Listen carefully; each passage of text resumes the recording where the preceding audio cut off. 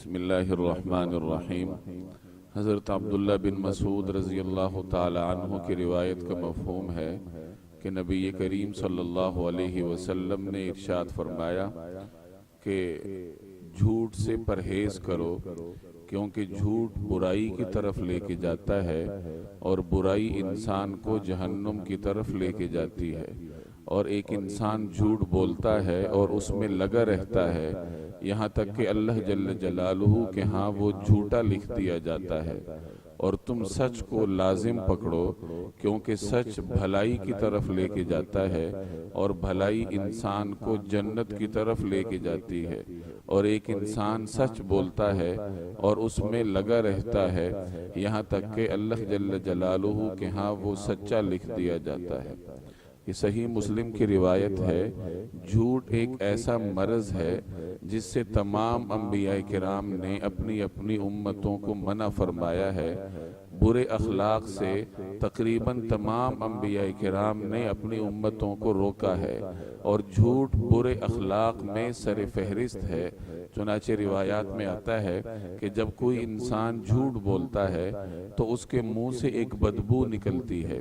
انسان اس بدبو کو محسوس نہیں کر سکتا، لیکن فرشتے انتہائی حساس ہوا کرتے ہیں، وہ اس بدبو کو محسوس کرتے ہیں اور اس انسان سے دور چلے جاتے ہیں، کیونکہ جھوٹ کی بدبو اتنی شدید ہے کہ فرشتوں پر گراں گزرتی ہے، وہ اسے برداشت نہیں کرتے۔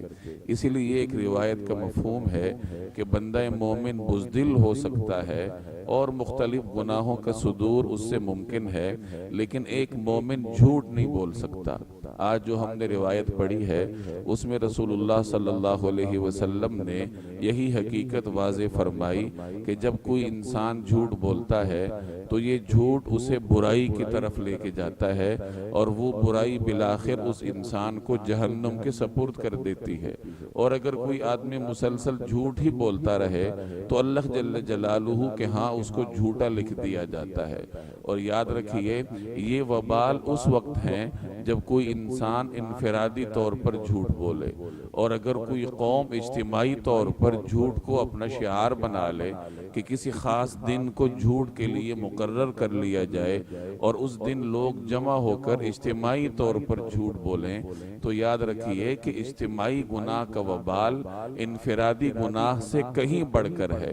اگر انفرادی طور پر جھوٹ بولنے کی احادیث میں اس قدر سخت وعیدیں ہیں، تو اگر کوئی قوم اجتماعی طور پر کسی خاص دن کو جھوٹ کے لیے مختص کر لے تو ظاہر ہے کہ اس کی وعید، اس کا جرم اور اس کا وبال کہیں بڑھ کر ہوگا۔